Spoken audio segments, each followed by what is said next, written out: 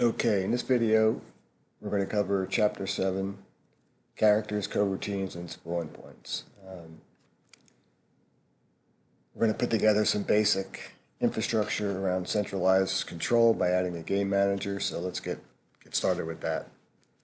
If you go to the directory, Chapter 7, underneath the instructor's resources, you'll see there's a few new scripts, and we're going to revise a couple of older scripts. So first, let's take the game manager.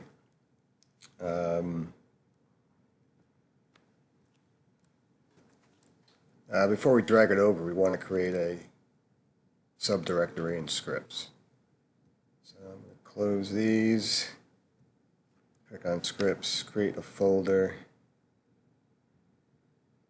create folder, and we're going to name that, let's see, what does the book say? Managers. Managers. All right, now I'm going to drag, I think I'm going to drag both these managers as a camera manager and a game manager. So I'm going to select these, drag these over into managers. Take a look at that. That looks good. You'll see we're getting an error on game manager for a missing script spawn point. So we also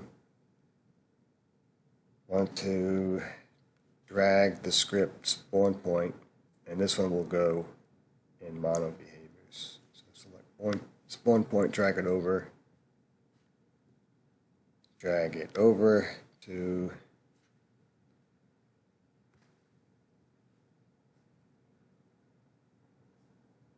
mono behavior. Trouble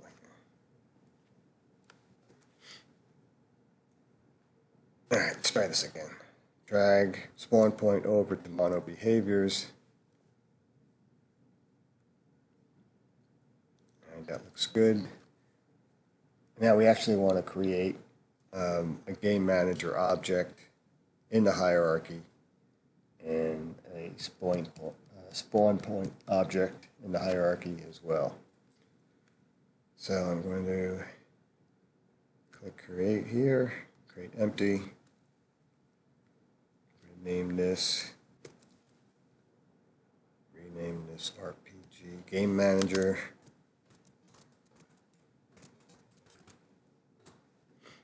And I'm going to drag the game manager script over into this guy. And we can see he's got slots for a player spawn point and a camera manager. So we'll get that in a second. But next, let's create another empty game object. This one we're going to name spawn point. And drag the spawn point script over there. Okay. And I'm going to prefab both the game manager and the spawn point. So let's grab game manager, drag it over into prefabs, and likewise spawn point, drag that over into prefabs. Okay, at this point, we want to delete spawn point out of the hierarchy. So select and delete. And then we want to drag the prefab instance back and rename it player spawn point. Now this is an object that's we're going to use to spawn our player. We'll also have an enemy spawn point. I'm going to reset the transform there just for fun. And then now you can see if I double click the player spawn point, he really doesn't have any representation, visual representation. So in Unity, you can select, I'm just going to select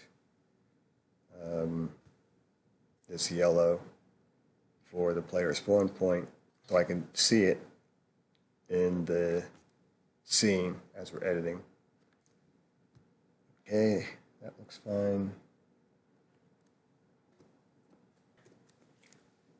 Now, continuing the configuration of our player spawn point, we need the prefab to spawn, which of course will be the player. So in prefabs, I'm going to select and drag player object over to prefab to spawn and player spawn point, and I'm going to leave repeat interval at 0 because we're only going to instantiate a single player object. So I'm going to save the game.